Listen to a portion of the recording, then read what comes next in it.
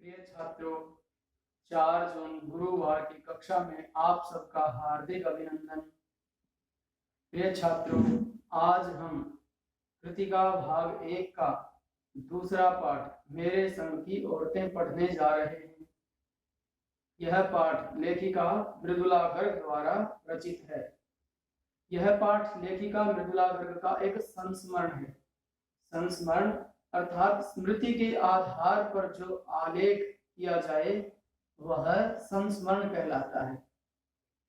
इस पाठ में लेखिका मृदुला गर्ग ने उन औरतों का जिक्र किया है जो अपना जीवन तो परंपरागत ढंग से व्यतीत करती हैं, लेकिन जो करती लीक से हटकर कार्य करती हैं और लीक से हटकर जो सोचती हैं। इस पाठ में लेखिका ने अपनी माँ, अपनी नानी, अपनी परदादी और अपनी बहनों के स्वभाव व व्यक्तित्व पर मुख्य रूप से प्रकाश डाला है। उनकी विशेषताओं के साथ लेखिका ने कमियों को भी प्रकट किया है, उन पर भी प्रकाश डाला है। यह लेखिका की विशेषता है।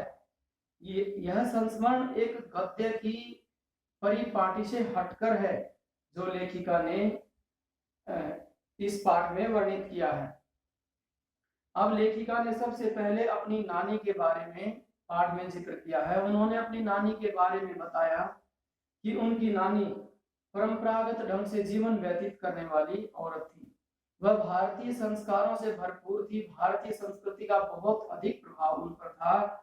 उनके नाना जी, लेखिका के नाना जी शादी के बाद पढ़ने के लिए विलायत चले गए थे। विलायत मतलब विदेश में चले गए थे, कैम्ब्रिज विश्वविद्यालय में। उन्होंने वहां से वकालत की। तो वहां जाने के बाद उनके नाना पर विदेशी प्रभाव यानी विदेशी रहन सहन खान पान का प्रभाव अधिक पड़ गया और यहाँ भारत आने के बाद भी उन पर वही प्रभाव रहा, लेकिन लेखिका की नानी पर उसका कुछ भी असर नहीं हुआ। उन्होंने अपना पहले की भांति ही जीवन व्यतीत किया। भारतीय परंपरा के अनुसार, भारतीय पद्धति के अनुसार उन्होंने अपना जीवन यापन किया। तो यह लेखिका की नानी की मुख्य विशेषता थी। और उन्होंने, लेखिका की जो नानी थी, उन्होंने अपनी बेटी की शादी यानी लेखिका की माँ की शादी के लिए जो लेखिका के नाना थे उनके मित्र प्यारेलाल शर्मा थे, यानी लेखिका की नानी थी, उनके पति के मित्र प्यारेलाल शर्मा, उनको बुलाया उन्होंने और उनको अपनी बेटी की शादी के लिए कहा कि हमारी बेटी की शादी किसी स्वतंत्रता सेनानी के सिपाही के साथ होनी चाहिए, किसी अंग्रेजी बाबू के साथ या ऐसे विचारों वाले के साथ, उनके नौकर के साथ हमारी बेटी की शादी नहीं होनी चाहिए। लेखिका की नानी के ऐसे विचार थे और हुआ भी वैसा ही। उनकी बेटी की शादी एक स्वतंत्रता सेनानी के सिपाही के साथ ही हुई, जो पक्के देशभक्त थे, जो भले ही धनवान अधिक नहीं थे लेकिन एक पक्के देशभक्त थे। इसके बाद लेखिका ने अपनी माँ के बारे में बताते हुए कहा कि उनकी माँ एक ईमानदार व निष्पक्ष औरत थी। जब उनकी शादी एक सच्चे देशभक्त से हुई तो उन्होंने शादी के बाद खादी वस्त्रों से बनी साड़ी को पहनना पड़ा। तो अधिक वो धनवान भले ही चाहे नहीं थे, लेकिन परंपरा वही थी, भारतीय थी, इसलिए उन्होंने खादी जो वस्त्र थे उनका पहनावा करना पड़ा। तो खादी वस्त्रों के पहनावे के साथ साथ उन्होंने अपना जो जीवन था वो अधिक परिवार की अधिक मोह माया में नहीं व्यतीत किया। लेखिका ने कहा उनकी माँ में भारतीय माताओं के जैसे अधिक गुण नहीं थे। क्या जो अपने बच्चों से अधिक प्यार करती हैं भारतीय माताएं? तो लेखिका ने कहा मेरी माता में ऐसा अधिक गुण नहीं था। मेरी माँ का अधिक समय किताबें पढ़ने में व संगीत में अधिक समय व्यतीत होता था। और जो उनकी माँ की, उन्होंने कहा मेरी माँ की जो मुख्य विशेषता थी वह कभी झूठ नहीं बोलती थी और गोपनीय बातों को किसी के सामने प्रकट नहीं करती थी। हमेशा एक दूसरे की बातें एक दूसरे के सामने ऐसा वो नहीं कहती थी। उनकी माँ गौरी थी, सुंदर थी, लेकिन शरीर से दुबली पतली थी। तो इस कारण उनका जो वो बातें एक दूसरे के सामने किसी की शिकायत नहीं करती थी, एक दूसरे की बातें एक दूसरे को नहीं कहती थी और निष्पक्ष भाव से जो फैसला होता था उसमें निष्पक्ष होती थी, इसलिए घर में उसका सबसे अधिक आदर होता था, उनकी माता जी का सबसे अधिक आदर होता था। इसके बाद लेखिका ने अपनी परदादी के बारे में बताया है कि जो उनकी परदादी थी वो भी एक लीक से हटकर चलने वाली औरत थी, बहुत अधिक ईश्वर में विश्वास रखने वाली थी, दृढ़ भक्त, एक ईश्वर में एक निष्ठ रहने वाली थी। सब लोग कहते थे कि इनकी जो परदादी थी उसके बारे में कहते थे कि इनका सीधा तार ईश्वर से जुड़ा हुआ है। और उन्होंने एक ऐसा अचरज का कार्य किया, जब उनकी पतोहू यानी लेखिका की माँ के गर्भ में जब पहला बच्चा था तो उन्होंने मंदिर में जाकर भगवान से मन्नत मांगी कि उनकी पतोहू को पहला बच्चा लड़की होना चाहिए। सब अचरज में थे कि पहला बच्चा और लड़की की मन्नत है, और भगवान ने कुछ सुना भी ऐसा ही कि एक के बाद एक 5 लड़कियां लगातार हुई, लेखिका और उसकी 4 बहनें। अंत में छठा पुत्र हुआ जिसका नाम राजीव था। उनकी परदादी के बारे में एक और रोचक कहानी है कि एक बार सब बारात में गए हुए थे, घर में चोर घुस गया, और जैसे ही सेंध लगाकर चोर घुसा, दादी की परदादी की आंखें खुली, उन्हें माँ जी भी कहते थे, तो उनकी आंखें खुली तो उन्होंने चोर को देखा और उन्होंने एकदम से चोर को कहा कि बेटा मेरे लिए पानी लेकर आओ। उनके गुणों से, उनके स्वभाव से चोर पर ऐसा प्रभाव हुआ कि चोर पास में कुआं था, वहां से जाकर पानी लेकर आ गया। उन परदादी ने आधा लोटा पानी पिया और आधा लोटा उन्होंने चोर को दे दिया। चोर को कहा बेटा इसे तुम पियो। चोर ने भी उसे पी लिया, और पानी पीने के बाद उसने कहा कि आज से तुम और मैं, हम दोनों माँ बेटा, तो अब चाहे तुम चोरी करो या खेती। तो चोर पर ऐसा एक सकारात्मक प्रभाव हुआ, ऐसी जो उनकी बातें थी, दिल के जो मन को छूने वाली बातें थी, चोर ने उस दिन से चोरी का कार्य छोड़कर खेती का कार्य प्रारंभ कर दिया। तो ये उनकी परदादी के बारे में रोचक घटना थी। फिर लेखिका ने अपनी बहनों के बारे में बताया है कि उनकी बड़ी बहन मंजुल थी, शादी के बाद उन्होंने मंजुल भगत कहा जाने लगा, घर का उनका नाम रानी था। उसके बाद लेखिका थी, लेखिका का घर का नाम उमा था। उसके बाद चित्रा और रेणु 2 बहनें थी, उनका लेखन में अधिक विश्वास नहीं था, अधिक रुचि नहीं थी, पढ़ने की बजाय पढ़ाने में अधिक विश्वास रखती थी। अचला सबसे छोटी बहन थी, वह अंग्रेजी भाषा में लिखती थी। सबसे छोटा भाई राजीव, वह भी हिंदी भाषा में लिखने लग गया था। अब लेखिका ने शादी के बाद जब दिल्ली छोड़कर बिहार जाना पड़ा, बिहार के एक छोटे से कस्बे में उन्होंने जाना पड़ा, डालमिया नामक एक छोटा सा कस्बा था। वहां लेखिका की नाटक में रुचि थी, नाटकों में अभिनय करने की रुचि थी। तो उन्होंने देखा कि कस्बे में अनपढ़ लोग थे, अधिकतर पर्दा प्रथा थी, वह औरतें अपने दब्बूपन स्वभाव में रहती थी। तो उन्होंने नाटकों के माध्यम से, नुक्कड़ नाटक के माध्यम से जा जाकर औरतों को उनके अधिकारों के बारे में अवगत करवाया।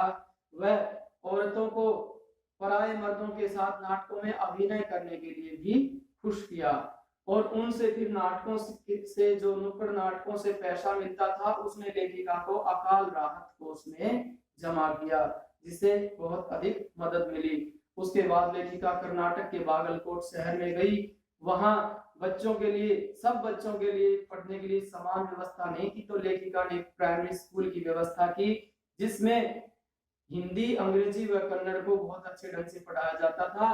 फिर उस विद्यालय में अंग्रेजी पढ़ने वाले तथा बड़े बड़े अफसरों के बच्चे भी आकर के पढ़ने लगे, वह जिन्होंने आगे जाकर बहुत उन्नति की। और इस प्रकार लेखिका ने अनेक तरह से, मतलब सामाजिक जो कार्य थे उनमें विकास करके दिखाया। अंत में उनकी बहन जो रेणु थी, उसके बारे में लेखिका ने घटना बताई कि एक बार तेज बारिश आई थी, लेकिन फिर भी वह दिल्ली में, मतलब यातायात के साधन ठप हो गए थे, फिर भी पढ़ने के लिए वह अपने कॉलेज गई।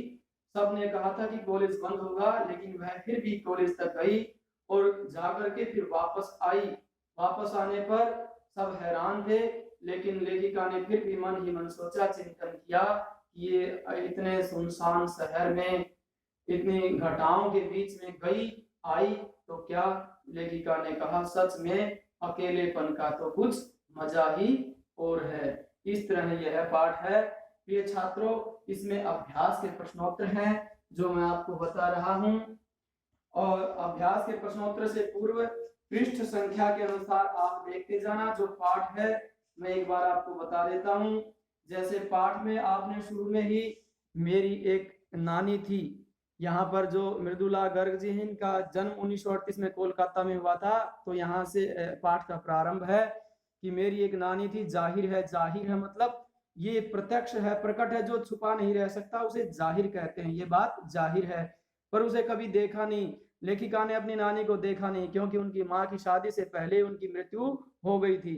शायद नानी से कहानी न सुन पाने के कारण बाद में अब उन्होंने कहा, हमने नानी, बच्चे अधिकतर नानी की कहानियां सुनते हैं, लेकिन वो कहती मुझे नानी की कहानियां मैं नहीं सुन पाई। हम 3 बहनों को, लेखिका की 2 बहनें थी वो लिखती नहीं थी, 3 बहनें लिखती थी। जो रेणु और चित्रा हैं वो नहीं लिखती थी, बाकी तीनों बहनें लिखती थी। इसलिए वो कहती है हमें खुद कहानियां लिखनी पड़ी, यानी खुद उन्हें किताबें लिखनी पड़ी, कथाएं कहानियां लिखनी पड़ी। नानी से कहानी भले ही न सुनी और कहानियां सुननी पड़ी। उसका जब उन्होंने असली मर्म तब समझ में आया कि जब वो पता चला कि उनकी नानी, जो मैंने बताया था आपको अभी, सारा ये कि अनपढ़ थी, पर्दानशी थी, और ये उनके नाना जी के बारे में कि वो कैम्ब्रिज चले गए थे। तो इसी के अनुसार जब पाठ में ये उनकी कहावत है कि वो प्यारेलाल शर्मा, यानी जो लेखिका की नानी थी, उनके पति के मित्र, जिनको उनकी नानी ने लेखिका की माँ की शादी के लिए लड़का ढूंढने को कहा था, वह इस पृष्ठ में उन्होंने जिक्र किया है। यह जिक्र करते करते फिर उन्होंने अगले पृष्ठ में कि यही वर्णन करते हुए कि वे हिंदुस्तानी थे, बाकी चेहरे मेरे रंग, पढ़ाई लिखाई में सब अंग्रेज थे। मजे की बात तो हमारे देश में आजादी की जंग लड़ने वालों में प्रशंसित थे, गांधी और नेहरू का भी जिक्र यहाँ पर उन्होंने किया है।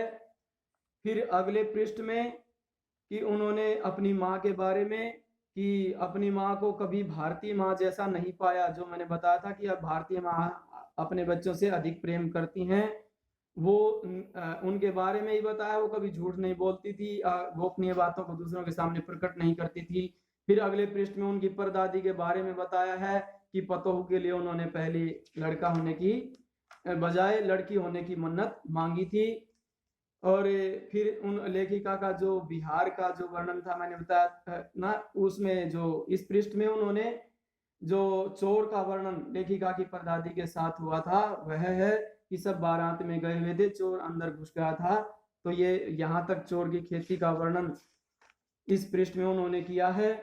फिर आगे चल कर देश की आजादी का वर्णन है कि वो एक बार लेखिका जब बीमार हो गई थी तो उनके जो पिताजी हैं उनको पढ़ने के लिए एक उपन्यास देते हैं। और जो फिर अगले इसमें जो लड़की की मन्नत मांगी बड़ी बहन मंजुल, अब बहनों के बारे में बताना शुरू किया है कि बड़ी बहन थी वो जो मंजुल भक्त थी। फिर उनसे छोटी बहनों के बारे में इस पाठ में उनके घर के नामों का भी, लेखिका का घर का नाम उमा था, बड़ी बहन का नाम रानी था घर का नाम। तो ये उनकी बहनों का नाम, यहाँ पर तीसरे नंबर की बहन जो चित्रा थी उसका कॉलेज पढ़ने का वर्णन है यहाँ पर। और फिर यहाँ पर शादी के बाद का वर्णन है, और डालमिया शहर में गई। और फिर इधर जो लेखिका ने स्कूल खोला बागलकोट शहर का, वो यहाँ से वर्णन है। और ये जब लेखिका की जो बहन रेणु बारिश के बाद भी स्कूल में पहुंच गई थी, ये यहाँ पर उसका वर्णन है। अंत में यह पाठ इस तरह समाप्त होता है। इसमें अभ्यास के जो प्रश्नोत्तर हैं कि लेखिका ने अपनी नानी को कभी देखा ही नहीं, फिर भी उनके व्यक्तित्व से क्यों प्रभावित, क्योंकि उनकी जो लेखिका की नानी थी उन्होंने अपने ढंग से जीवन जिया, ना कि दूसरे के ढंग से, उनके नाना के ढंग से उन्होंने जीवन नहीं जिया था। दूसरा जो प्रश्न, लेखिका की नानी की आजादी के आंदोलन में क्या भागीदारी, तो उन्होंने अपनी जो बेटी थी उसकी शादी एक सच्चे देशभक्त से की।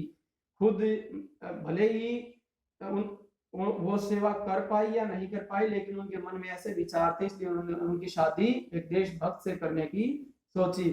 फिर परंपरा का निर्वाह करते हुए सबके दिलों पर राज करती थी लेखिका की माँ। हाँ, तो उसकी विशेषताएं कि वो ईमानदार थी, निष्पक्ष थी, कभी झूठ नहीं बोलती थी, इसलिए वो सबके दिलों पर राज करती थी। एक दूसरे की बातें एक दूसरे के सामने प्रकट नहीं करती थी। लेखिका की दादी के घर का माहौल बहुत अच्छा था, वहां बहु बेटियों की इज्जत होती थी। तो और एक संयुक्त परिवार था, परदादी भी वहीं पर रहती थी। तो घर का माहौल बहुत सुंदर था। अपनी कल्पना के आधार पर लिखे कि पतोहू के के लिए उन्होंने, उनकी परदादी ने पहला बच्चा होने की मन्नत क्यों मांगी होगी? कि इसलिए मांगी होगी कि पहला लड़का तो सब कोई पसंद करते हैं, लड़की होना उन्होंने एक लक्ष्मी का रूप माना होगा, और ऊपरी दिखावा नहीं, वो दिल से प्रेम करती होंगी। एक लड़की वो एक लड़की को वरदान मानती होंगी, तभी उन्होंने दिल से प्रेम करती थी, इसलिए लड़की की मन्नत मांगी। डराने धमकाने की बजाय हम सहजता से किसी को मना सकते हैं, तो यह चोर वाला उदाहरण, उनकी परदादी ने चोर को डराया धमकाया नहीं, प्यार से उनको खेती करने तक सिखा दी। और शिक्षा बच्चों का जन्मसिद्ध अधिकार है, यह बात सही है। लेखिका ने सबको समान शिक्षा दिलाने के लिए कर्नाटक के बागलकोट शहर में एक प्राइमरी स्कूल चलाया। पाठ के आधार पर लिखिए, जीवन में कैसे इंसानों के प्रति श्रद्धा भाव अधिक रखा जाता है। तो जो उनकी माता के जैसे होते हैं, ईमानदार होते हैं, कभी झूठ नहीं बोलते, निष्पक्ष होते हैं, एक दूसरे की बात, गोपनीय बातों को एक दूसरे के सामने जाहिर नहीं करते, ऐसे लोगों को। सच में अकेलेपन का मजा कुछ हो रहा है। यह अंतिम, जब उनकी बहन रेणु विद्यालय में गई, अकेले गई, आई सूनेपन में, तो उन्होंने सूनेपन का जब और सुंदर मौसम का वर्णन अपने मन में चिंतन किया, तो लेखिका के मन में विचार हुए कि सच में अकेलेपन का तो मजा ही कुछ और है। ये छात्रों, हम आशा करते हैं पाठ आपको समझ आया होगा। फिर भी यदि किसी भी प्रकार की किसी भी छात्र को कोई शंका है, तो अपने अपने अध्यापक से आप निसंकोच निसंदेह पूछ सकते हैं। यह पाठ के कुछ शब्दार्थ हैं, जो मैंने कठिन शब्दार्थ यहाँ पर लिखे हैं, किताब के पृष्ठ नीचे भी लिखे हुए हैं।